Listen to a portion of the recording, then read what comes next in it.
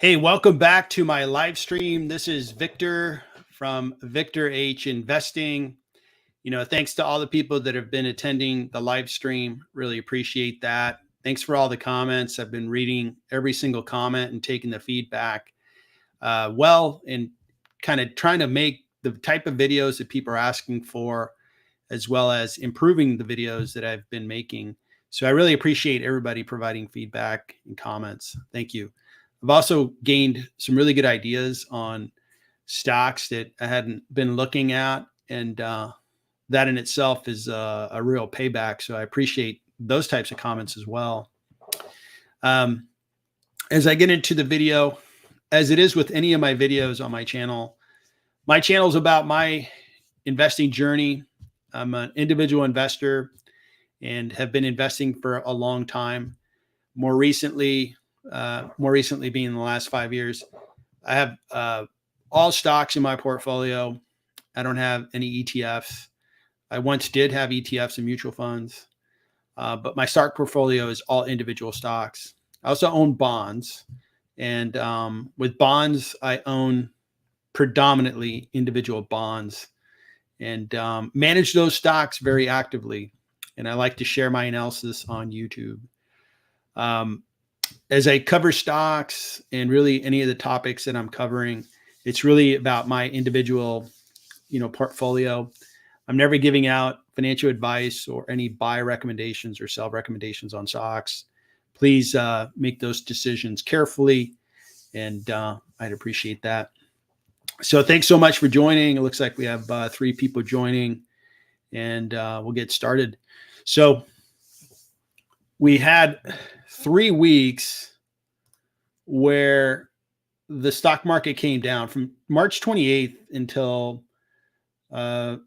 the end of the week ending April 19th.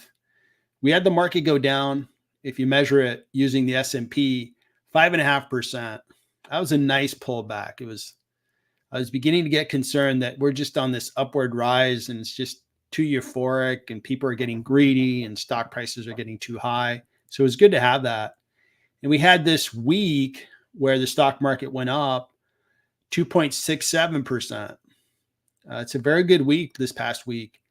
And that was predominantly based on earnings. You had companies like Visa, Alphabet, Microsoft, and among others announcing positive earnings. And it really drove the market up, which is very good. So we gave up some of the gains that we had been seeing. And I'm going to go to the yearly chart from October 27th up to March 28th. We were up 27.6% on the S&P. And that is great to see the numbers on a portfolio. It is great to see the gains, but it's just not sustainable. If we're at that rate,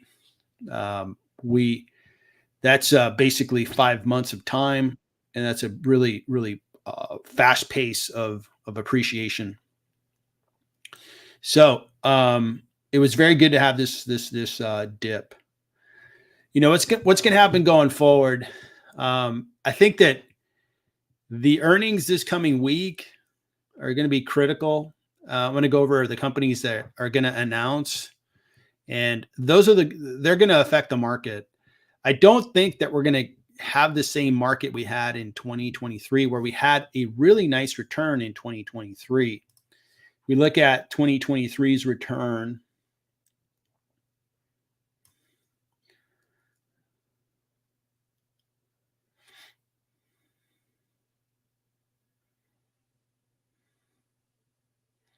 It was 24 or 25% return for the year of 2023.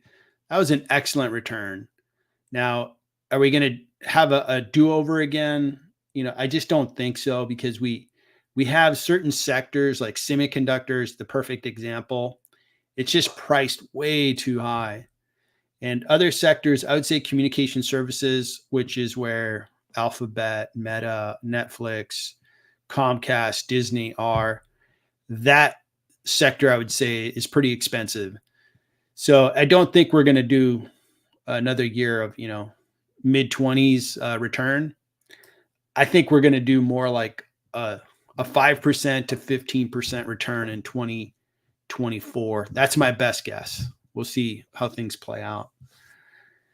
Having said that, I think investing, there's always companies that are discounted. There's always companies that are good stock to get into.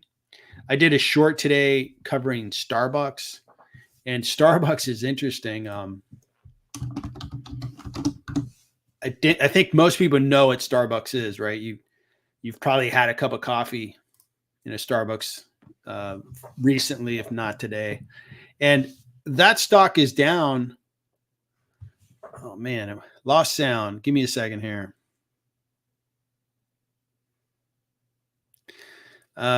Looks like somebody can't hear me, so let me do a sound check. Can you guys hear me okay?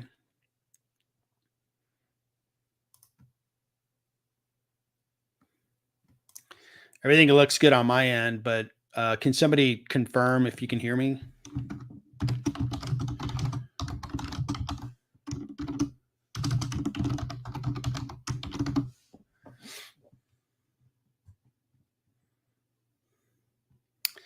And yeah, okay, cool. Thanks, Avanta Chaser. Appreciate it. So, all right, let me carry on. All right, so Starbucks is an example. We all know who Starbucks is, and I happen to think it's one of the quality companies in our economy, right? They've grew their business. They continue to have really good revenue growth. If you look at their revenue growth, this chart doesn't show it really nicely, but the numbers do. Revenue growing 8% year over year, which is a very good rate considering how big they are. Their profits are growing. Their free cash flow is growing, and their stock is going down. So I'm going to buy into Starbucks next week. It was a stock that I was not invested in. It was a stock that I had covered 2 months ago. I did a video on it, and the stock wasn't priced quite right yet, but it kept dropping. And then they announced their first fiscal quarter earnings, and that changed my valuation. It raised it a little bit, and now I'm going to be buying into Starbucks. So every market, there's always going to be a discounted stock sector, number of stocks, and it's a little bit of us trying to find them and then investing at the right times. The other lesson is, I track quality companies because quality companies, this is Starbucks, their height was $125 a share. Now they're at $88 a share. And you see these dips. The dip in 2020 is understandable. You have a big pandemic. But then the dip here in 2022, right? A lot of stocks were dipping. And now it's dipping again. The lesson to me is, you track a quality company and you wait, kind of like a patient fisherman. You wait for the stock price to come into your buy price and then you invest in it. I don't think a lot of people would argue that Starbucks is a quality company. It's a very good quality company, quality brand. People know what they're going to get out of a Starbucks, great profitability. I mean, making a cup of coffee is not that expensive. When you look at the materials they use, not very expensive. Their biggest cost is probably labor. And then they have retail, establishments that they have to pay for as well. So Starbucks is an example of, value being in the marketplace that I'm trying to take advantage of. I'll show a list of the stocks that I'm willing to buy depending on how they behave this week. I'll show that on this live stream. So let me get to some of these chat messages and make sure if there's any questions, any stock you want me to get into, please just put it in the chat and we'll get into a stock, or maybe if you have a question around what's going to happen, or if you have a thought or a comment of what you think the market's going to do over the next couple weeks, I'd appreciate that. So again, I think my expectation for the rest of 2024 is it's going to be modestly higher. I don't think we're going to go lower. I think there's a lot of good things happening. People are employed. Companies have positive earnings. Oil prices are a little high. If they don't go any higher, they shouldn't damage the economy. And interest rates are a little high. If they don't go any higher, it shouldn't damage the economy. So it's kind of like it's a little bit of a balancing act. The Federal Reserve raised interest rates. They are pretty expensive. One of the companies that I own is Ally Financial, and they do auto financing. I did a video on Ally Financing in the last 2 weeks. And when I looked into their earnings report and overall their financials, what I discovered was one thing that's brewing with car lending is 2 years ago, they were making loans at 4 to 5% interest when somebody bought a car. Now they're making loans above 9%. And that's an opportunity for Ally Financial, but it also tells you the effect on the economy. Somebody's buying a car, and cars are rather expensive now, and you're paying upwards of 5% more on, let's say, a $40,000 loan. That really begins to add up. On $40,000, 5%, that's $2,000 a year just in interest. So that's more than $100 per month increase just in interest. So it really begins to take a toll on the economy, these interest rates. So that's why I'm like, optimistic, but carefully optimistic that we should have a good year. There's a lot of good things heading in the right direction, but interest rates are a little high. Oil prices are a little high. And I think those will keep the economy under control to some extent. Hey, Lars E., thanks for your comment. Looks like you want to talk about Starbucks. I just talked about Starbucks. I'm going to start buying into Starbucks. And I released a short today. It kind of encapsulates, why I'm beginning to buy. And then I'm going to release a longer length Starbucks video within the week. Look for that to come. The other stock that you're interested in is Nike. I've been buying into Nike. I think similar to Starbucks, let's look at Nike. This stock, I couldn't believe. The market sometimes it behaves in a way where it's irrational. Nike, like Starbucks, great brand. I mean, who doesn't know what Nike is, right? If anything, I think they're too big and too powerful. But as an investor, it's like, well, everybody knows the brand. Everybody's comfortable with the brand. Everybody wants to buy their shoes. So their stock, if you look at where it was in December to now, it's down 23%. If we look at the 5-year, if we look at the height of the stock back in 21 to now, it's down 47%. Okay. So where's the business going, right? The stock price is down 47%. So our revenue's down, our profits down. And the answer is no, they actually went in the opposite direction. If we look at Nike financials, their revenue's going up. It went up 5% in 22, 9.65% in 23. And I believe it's pretty flat. This is trailing. Let me look at the quarterly really quick. So they announced, here we go. So this is the most recent quarter, and they grew a little bit. Okay, so their growth isn't as high. It's flat growth. But, I'm willing to pick up Nike at that discount. So I've been buying into Nike. The only, the thing that's kept me from buying a lot of shares. Now with Nike, I'm willing to invest $40,000, $50,000 over the course of a year to 2 years. I don't buy in big, investments like, oh, okay, here's $25,000. No, I buy, like, my initial position was $1,000. And on a stock like Nike, I'll invest about $500 at a time and just average in my purchase. And what's been getting in the way is I started buying around these dates down here, and then the stock really took off. And I've had few occasions where I feel like it's, the stock is dipping and I could put more capital into Nike. So maybe other people notice that, hey, the number one athletic shoe company is being discounted, and they went for it. So that's Nike. And it looks like Lars, my big concern, both Starbucks and Nike, is China risk. Yeah. So let's talk about that for a few minutes. Let's talk about China risk as it relates to Starbucks, and then China risk as it relates to Nike. I think they're two different stories. So I think Starbucks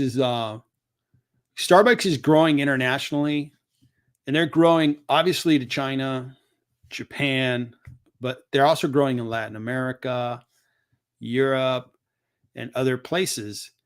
Having said that, China is a big market for them. I think it is a popular, restaurant in China, from what I've gathered. I've never been to China. I've never been to Japan either. But I've been to Latin America, and man, you find Starbucks in Mexico City, in smaller cities. I was in a small town, San Miguel de Allende. It was beautiful. It's charming. It's one of the most visited small towns of Mexico. And what was right in the middle of this plaza? A Starbucks. And this place was packed with people. We went in because we recognized the brand. We were thirsty. And we waited in a line, I don't know, 20 minutes. Finally got to the front of the line, ordered our Starbucks. This place was printing money. They were just selling so many coffee drinks. And basically paying, we paid about what we would pay here in the United States down in Mexico. So there's China risk in Starbucks, but I think that Starbucks can grow even if China is an issue. Now, on the China economy side, I know China's economy 2 years ago really hit a wall because they had those really tight lockdowns. Like when they had COVID outbreaks, they would basically shut everything down. Like nobody can leave their house. Very different than how we handled it in the US, and I'm sure different than the way other countries handle it. So obviously that had an economic impact when you shut everything down like that. But I think that the China impact for Starbucks doesn't worry me as much as Nike. Now, Nike depends on China for manufacturing of their shoes, and moving that supply chain to another country is not going to be easy. I think that Nike will have to figure out how to exist with China and move forward. With regards to how many shoes, the Chinese, population is buying. I mean, Nikes are pretty darn popular, and they just keep getting more popular. They have all the biggest, athletes, wearing Nike. You have celebrities with Nikes. They're a very big cultural, item. So I don't know that I'm too worried about the China risk there, Lars. I appreciate your comment. I think it's a good comment to talk about. I just don't worry too much about it. All right, let's talk about Ulta. I have evaluated Ulta, and I didn't like what I saw. They were growing quite fast for a couple of years, but I think their growth has stopped. And if let's look at the 5-year. The stocks really, I think the stocks had a year to date's down 16%, and it's really not telling us the full picture. I think recently it's really down. So from the recent high, 28% since April 13th, March 13th to now, it's down 28%. So something really is not working for at least the investor. When I looked at the company, I thought what was beginning to be a big risk for me is they were going to stop growing. And Ulta, what they are is they're a retailer that retails cosmetics. And probably the differentiator for that company is their consultants inside of a retail establishment are really good. They help ladies, and I'm sure some men, get the right makeup. the right, shades and stuff. And you're going to be able to tell that I don't know much about makeup, but their consulting is very good and they get paid, commissions. Well, that whole model really was working.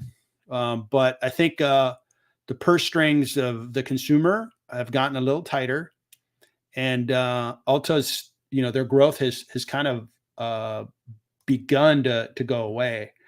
As we look at Ulta's revenue growth, yeah, in 21 they grew like crazy, 40%, because I think it was a rebound year from COVID, which was a negative growth. Now let's look at quarterly. That's pretty good growth quarterly. But something else scared me when I looked at Ulta, and I didn't value it. It did not value up to a level that I liked. I looked at Ulta.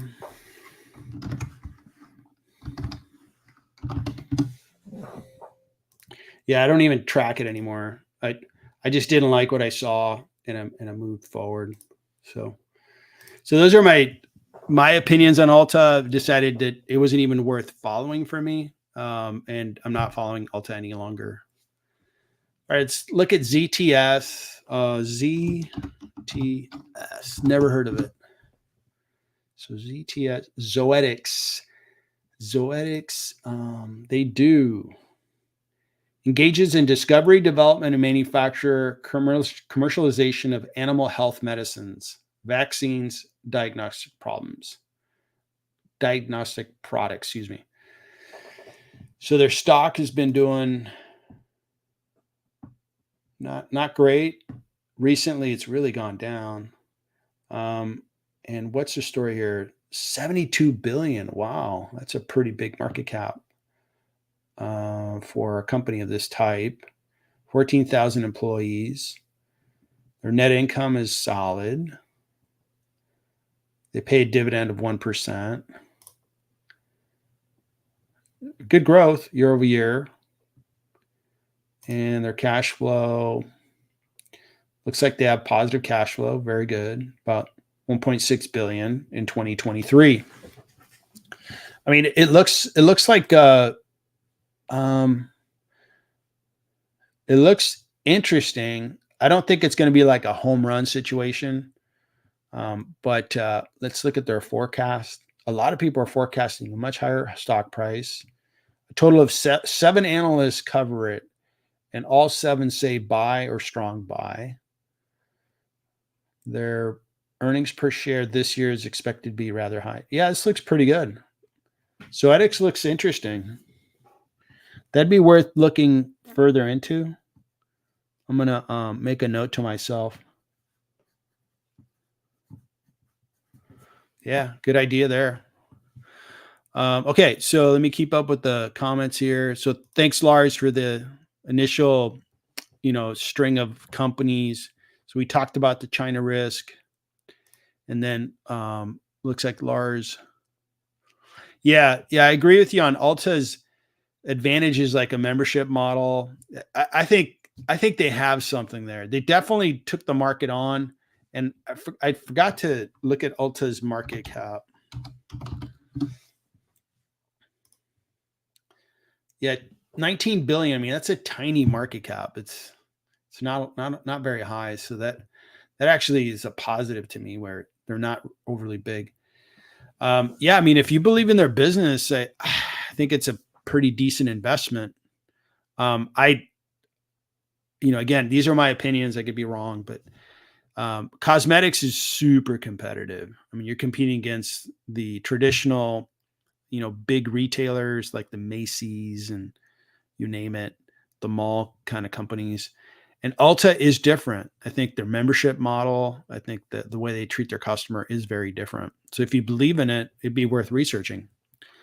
All right. Have you looked at next one? Have you looked at CMCSA, which is Comcast? Very good. Very good. So yes. So I have looked into it. I'm buying into Comcast. And why am I doing that? And that's from Duraki Diz. Oh man, I can't pronounce that. So it's from Duraki. Thanks for the the comment there. Let's look into Comcast. So I did really well with Comcast, and then I wanted to get more cash. So if we look at Comcast,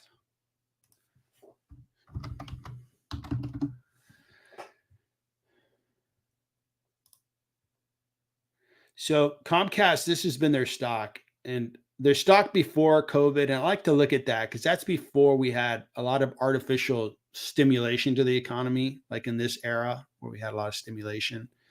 But you look at their height, $61, and now they're 37% down. More importantly, at this point, they were down 52, 53, looks like 52.5%. And this is where I bought Comcast.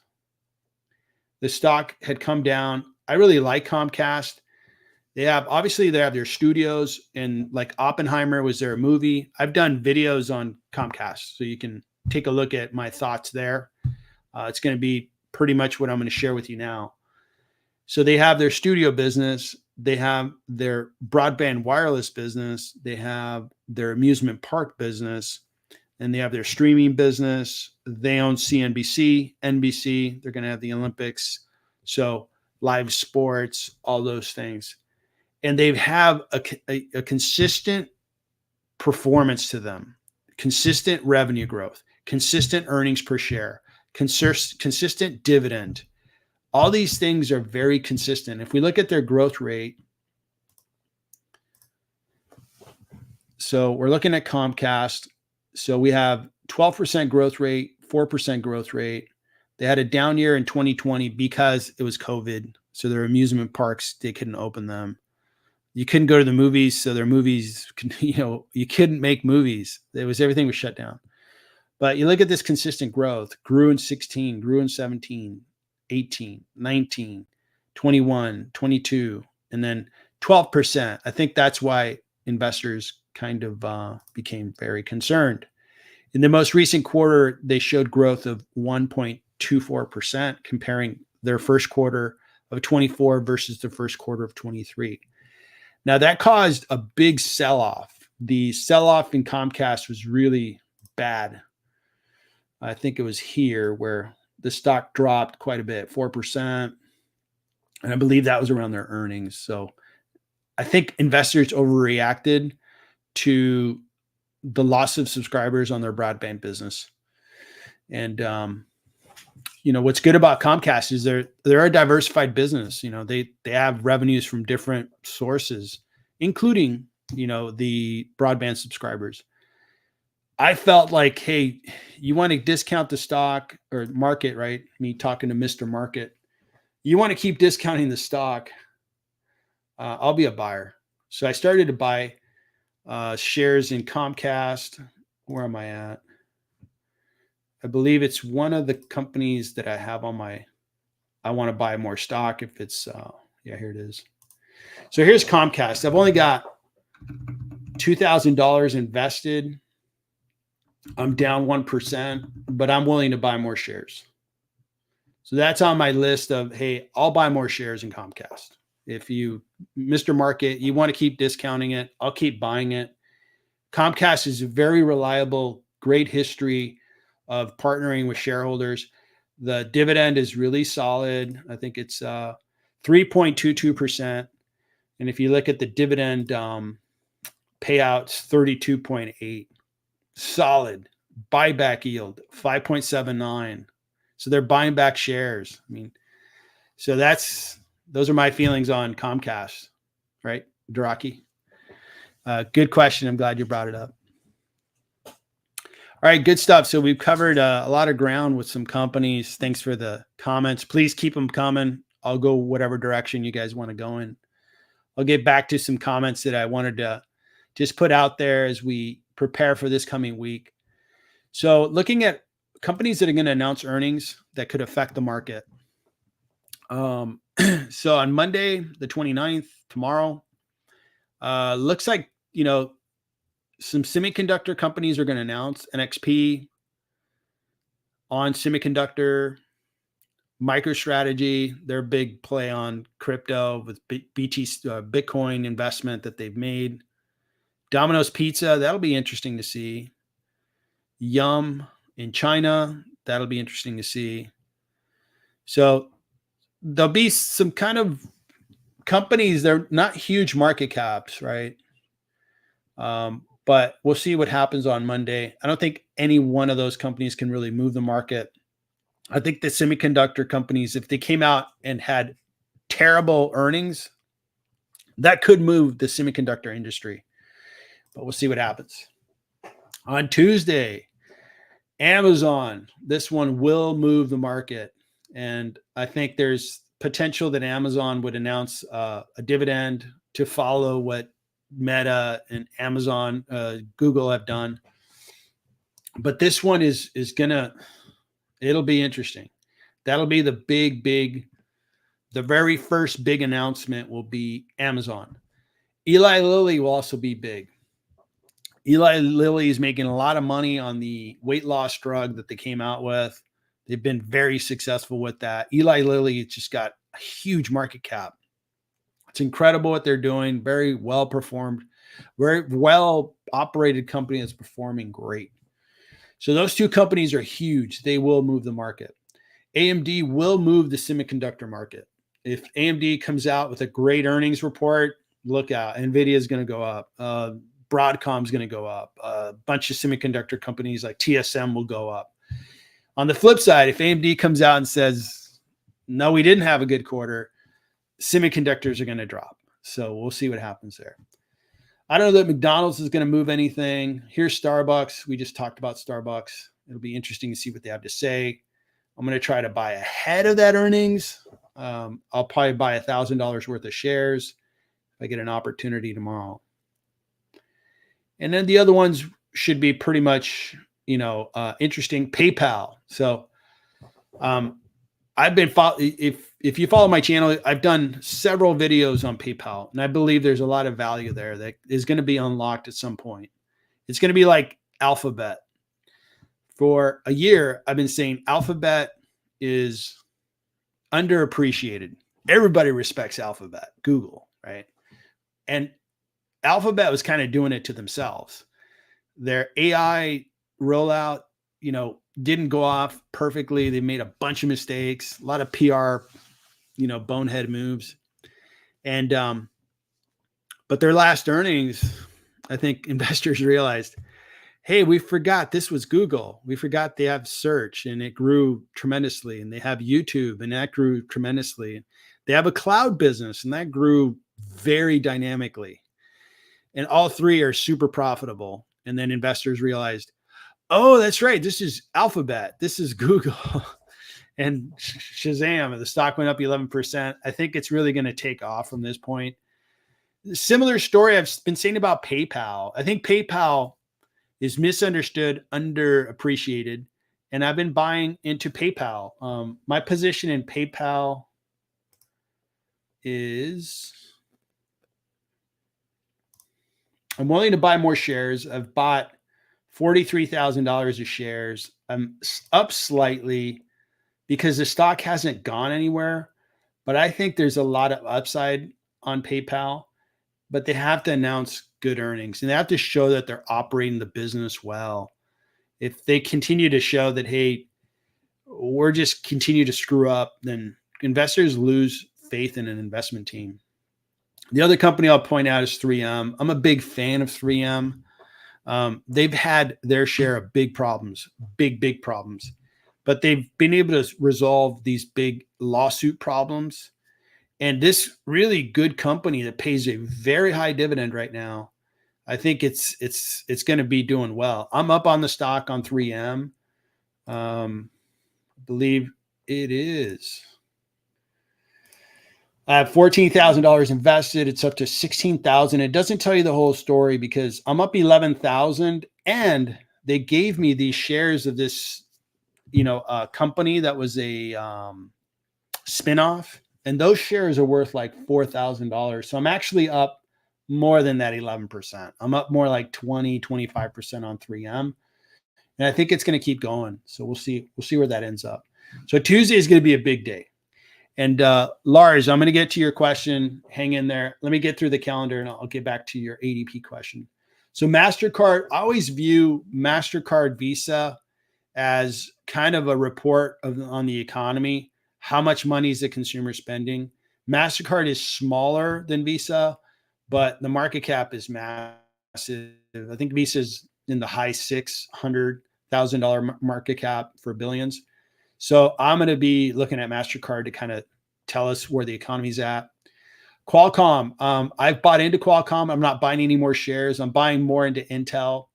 I think Qualcomm was discounted, and I'm going to see how they do on Wednesday. Hopefully they do better. Their chips are going into Samsung phones, and they are already touting that Samsung's coming out with an AI phone that can process, I guess, AI apps. So that'll be interesting to hear what they're doing there. Pfizer, healthcare, I believe, has been left behind, and it's a great industry to invest in. I'm an investor in Pfizer, and I'm willing to buy more shares. And I'm an investor in CVS, and I'm willing to buy more shares. ADP is coming up on Wednesday, and that's a stock we'll take a deeper dive on, Lars, in a minute. But ADP does, they do the payroll processing, and I would say, human resources related services, benefits, administration, all that good stuff. And it's pretty good size market cap. I'll take a look at it from a fundamental perspective in a few minutes, and we'll see, what that looks like. Other companies going on Wednesday include Marriott, Mercado Libre,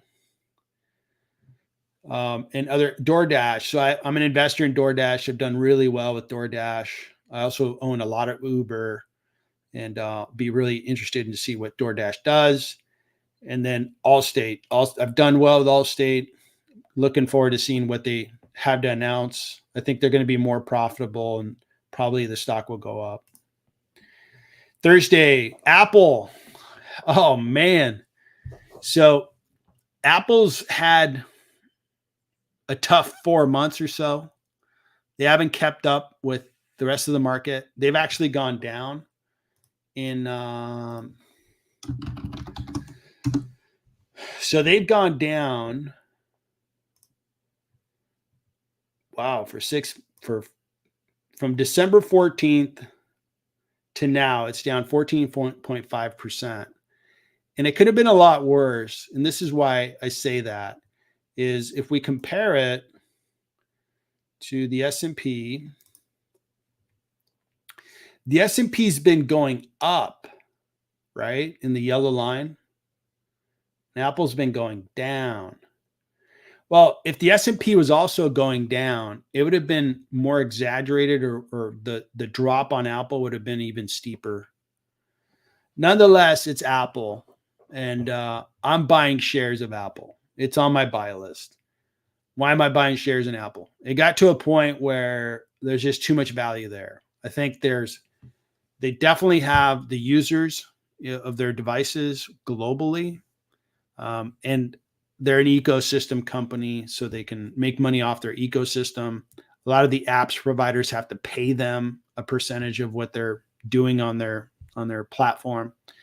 So for that reason, I started to average in a purchase of Apple, and I'll continue to buy shares in Apple. I don't have a lot invested in Apple. I think it's let's see here. I guess I have a hold on Apple right now, but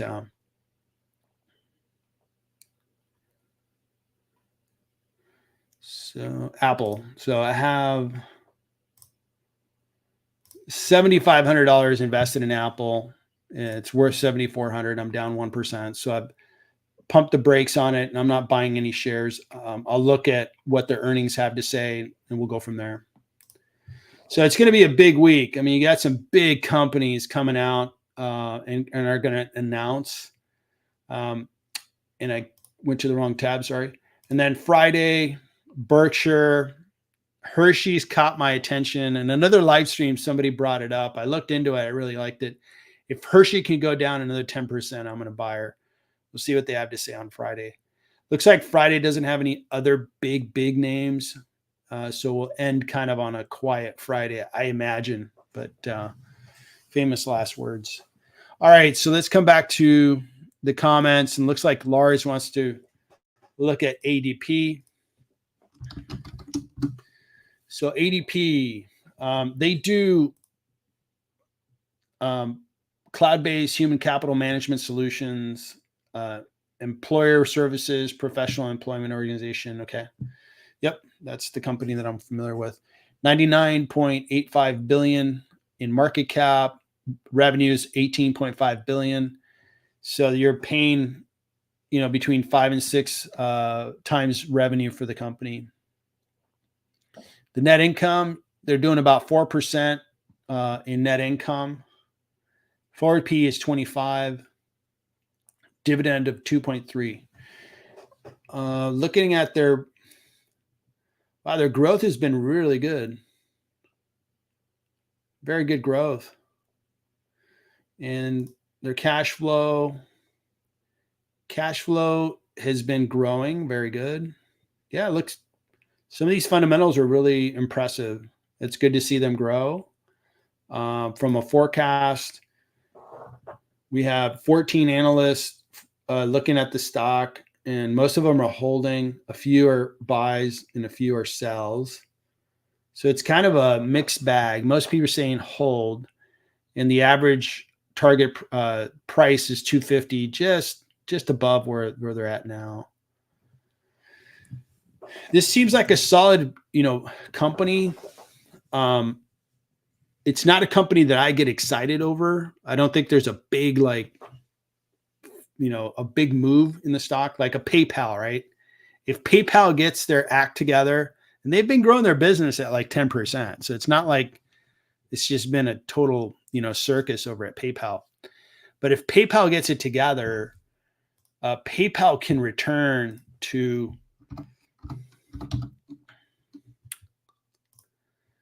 if you look at the 5-year chart on PayPal, right, they were sky high at $300 a share. Now they're down 78%. So, okay, you don't have to get back to 300, but if you can just get back to 100, I'm doing great. So how do we get the stock price back to 100, right? So comparing PayPal to ADP, I see there's potentially a really good appreciation run on PayPal because once investors get confident around their business and if they can grow their business, keep in mind, PayPal has Venmo, which I don't know anybody in the US that does not have Venmo. PayPal has their PayPal platform. I have partners in India that I pay on my PayPal account.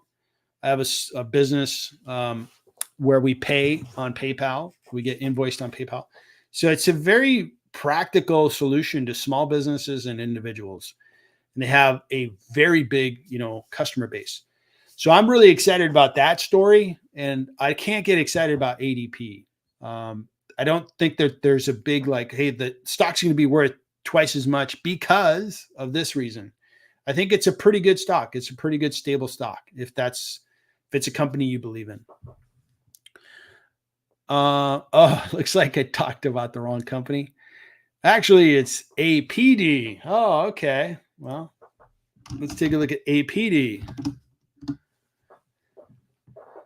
Air Products Income. Okay. All right. This is a whole different animal.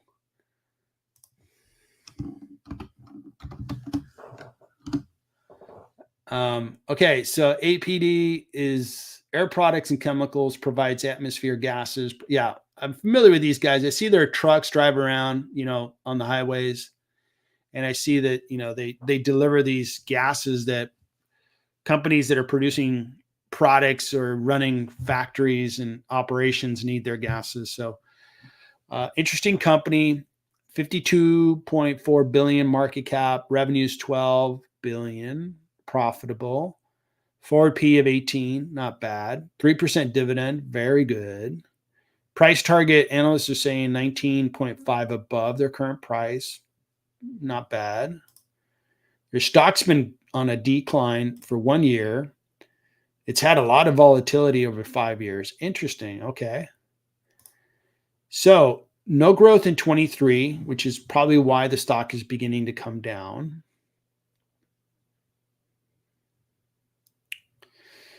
Okay.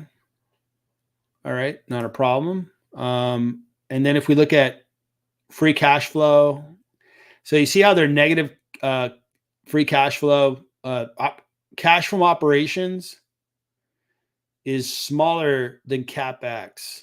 So in 23, they had negative free cash flow of about 1.4 billion.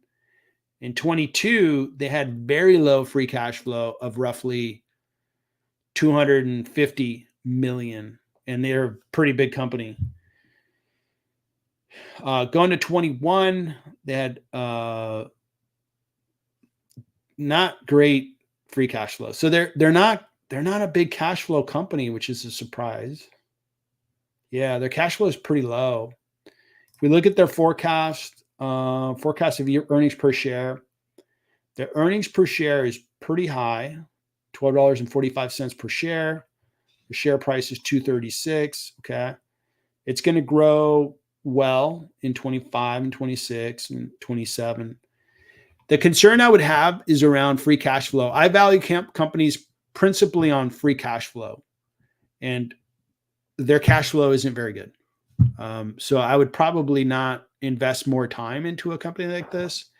And especially since I do have other companies that I'm currently an investor in that do cash flow, that are not necessarily exactly in their industry, but I'm in their sector. I'm in Chevron considerably. I got more than $100,000 invested in Chevron. And I have a chemical company that produces chemicals for agriculture. So I think I would pass on further evaluating APD. Okay. Thanks for the question. All right. So yep. So large industry. Okay, cool. And you think they're a great company. Again, if you believe in the company, I've said this in other live streams, but I tend to, pick, pieces from all these investors and my, experience.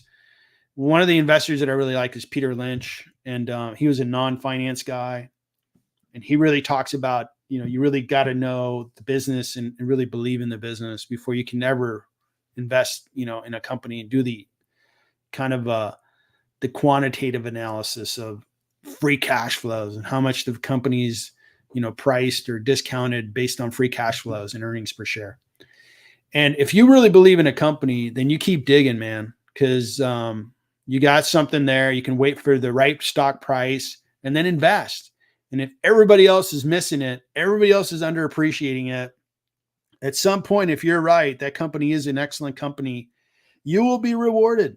I will be rewarded. It may take a year, 2 years, maybe. And then finally the market catches up and says, well, there's a lot of value there. So your stock goes up. All right. So Duraki had to run. All right. It looks like I'm caught up on the messages.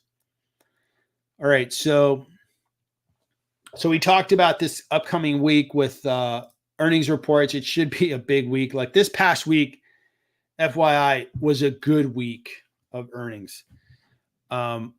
It would have been, we had sold off 5.5% going into last week. And if a couple of the big companies came out and had horrible earnings, the market would have sold off big time. I think Meta was misunderstood. I thought their earnings were really good, but their CapEx went up and investors didn't like that.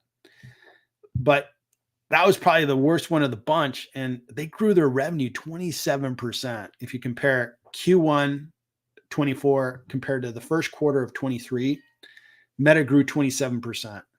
It's like, man, that's great. So I was really happy with the earnings. What economic data is coming up this week? Nothing humongous. The biggest report that I'm seeing is jobs, the JOLTS job openings. I think that the unemployment is pretty low. I think people have jobs. The unemployment rate's pretty much under control. So, hey, thanks, guys. Looks like a couple guys are going to be leaving. Lars E., thanks. Appreciate it. And if the jobs report comes as expected, which is, hey, we have unemployment not being an issue, it continues to give the Federal Reserve more time before they need to act.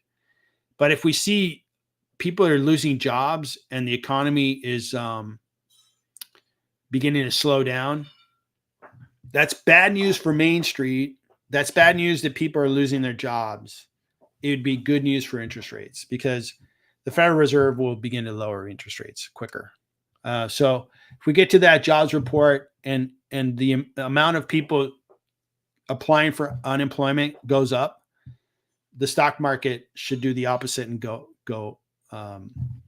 They will go up as well. I think I phrased it wrong.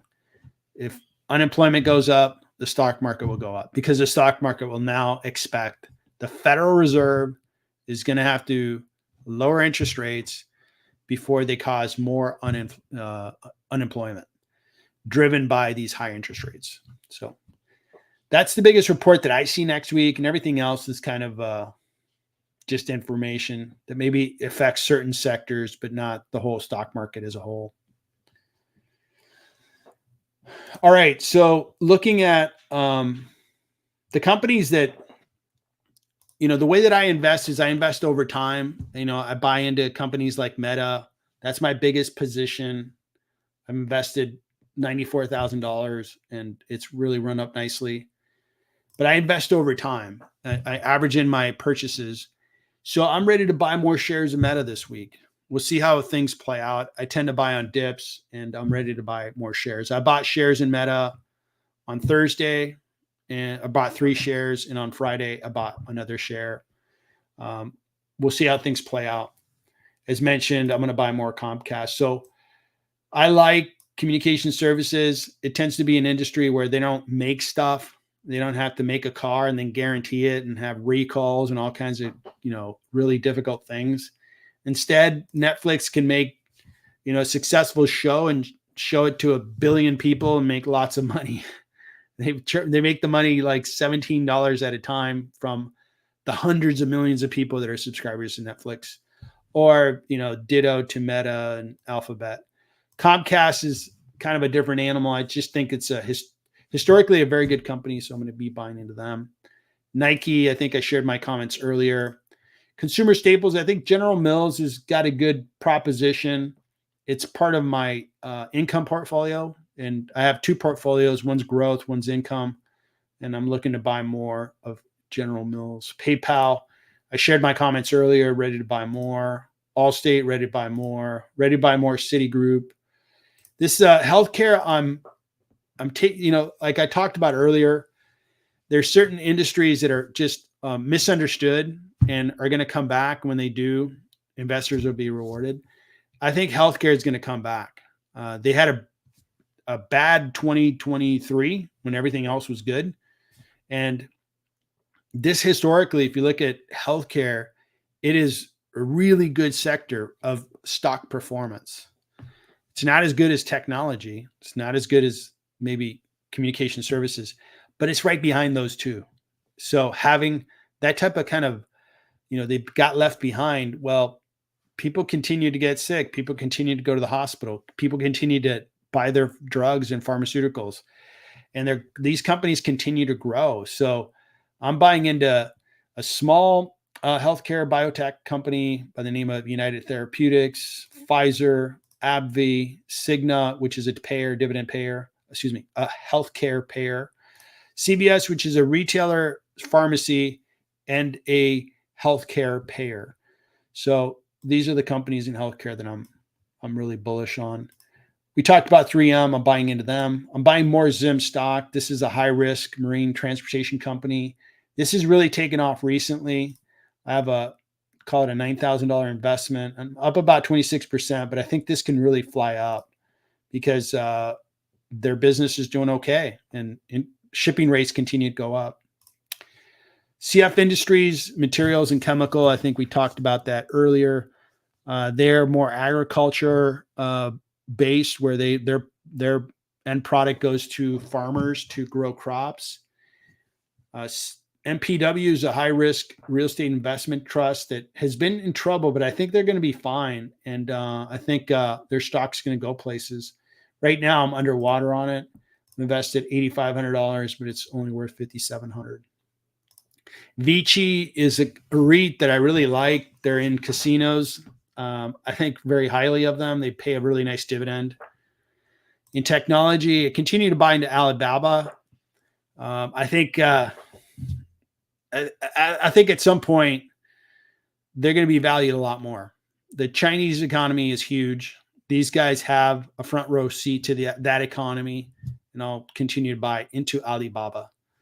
Intel is a new stock I'm buying into. I haven't invested a whole lot. They certainly have their problems, but I think it's going to be a rebound story. I believe Intel could, put their business back together and go places with it. I'm buying into Zoom, continue to believe in that company, although that stock hasn't worked a whole lot. And then Adobe, which is a stock that has been really discounted recently, and I wanted to buy more shares into. So I'm ready to buy more, but I have to, get discounts on dips. The one stock that I want to buy tomorrow is Starbucks. Unless Starbucks opens, 2%, 5% higher, I'm going to buy it, even if it was up maybe 0.5%. I want to, get started with about $1,000 position in Starbucks. I think it provides a really good value proposition to a value investor like myself. So again, I'm optimistic that we may have started this past week, may have started another rally. But I just don't think the rally is going to be as, steep on the rise as we had seen over the last 6 months. I think the NVIDIAs and super microcomputer and those types of like AI hyped stocks caused that really steep, rise in the market. And that helped, Meta went up nicely up until this week. It had gone up just really well. I don't think it's going to go up as steep. I think it's just going to be a good, solid rally. Maybe we're up a point at the end of the week, and we'll just keep making progress, month to month going forward. And that's my expectation this week. So, all right. So I think I covered the topics that we wanted to go through. Any last questions before we wrap it up? Appreciate everybody tuning in, asking the questions you did. Glad that we got to a really good number of companies. And, thanks for all the feedback people have been providing on the videos. It helps me kind of create more videos that I think people would appreciate. And I appreciate the comments. All right, everybody. So I appreciate you tuning in, and I appreciate you watching the videos on the channel. Good luck investing out there, and I'll see you on the next live stream.